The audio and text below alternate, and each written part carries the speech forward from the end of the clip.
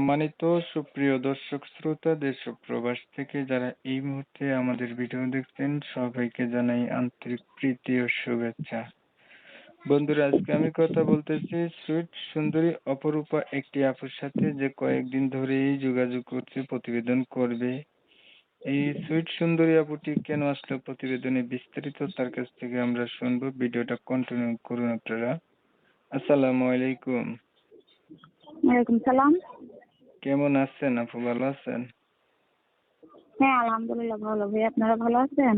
এই তো আলহামদুলিল্লাহ ভালো আছি। তো আপু, আপনি প্রতিবেদন কেন আসলেন বলেন?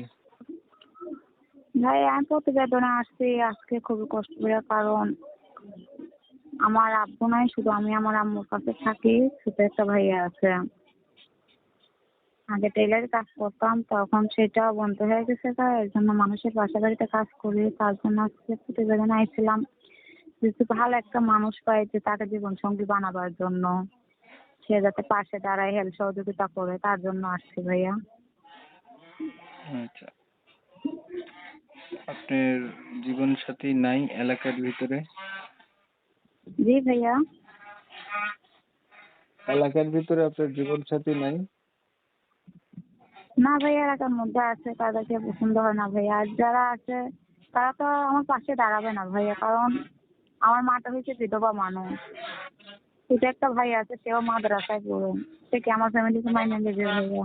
আর তারা যদি যৌতুকও চায়, সেই সামর্থ্য তো আমার নাই। আচ্ছা, পড়াশোনা কতটুকু করছেন? এই তো পড়াশোনা বেশি করতে পারি নাই, ক্লাস 5 পর্যন্ত পড়ছি।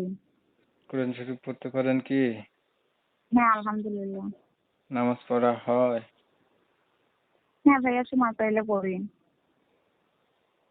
আগে প্রতিবেদন কয়টা করছিলেন? না ভাইয়া, আমি কখনো আসিনি এই পর্যন্ত প্রতিবেদনে।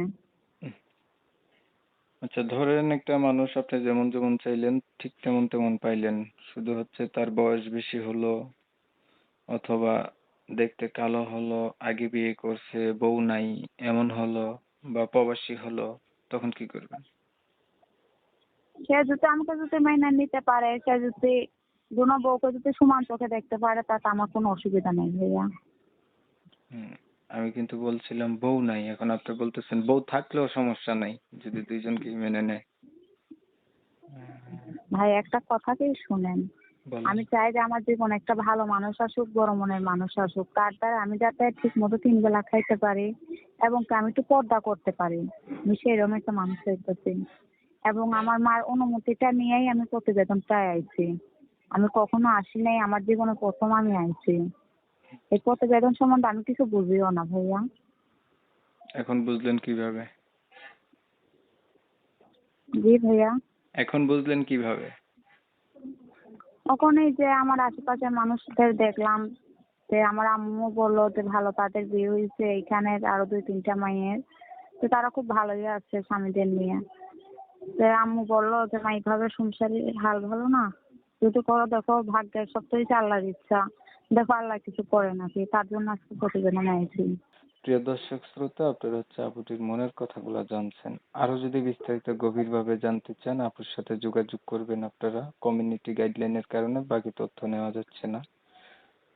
আর যদি ভিডিওটা ভালো লাগে অবশ্যই আপনারা লাইক দিবেন, শেয়ার দিবেন, ইমো মেসেঞ্জারে ছড়াই দিবেন, আপনাদের মতামতগুলো কমেন্টে জানাই দিবেন। চ্যানেল ভালো লাগে সাবস্ক্রাইব করতে ভুলবেন না। অনেক সময় নিয়ে ভিডিও দেখছেন, এর জন্য সবাইকে জানাই MSK টিভির পক্ষ থেকে ধন্যবাদ। সবাই ভালো থাকবেন, সুস্থ থাকবেন। আল্লাহ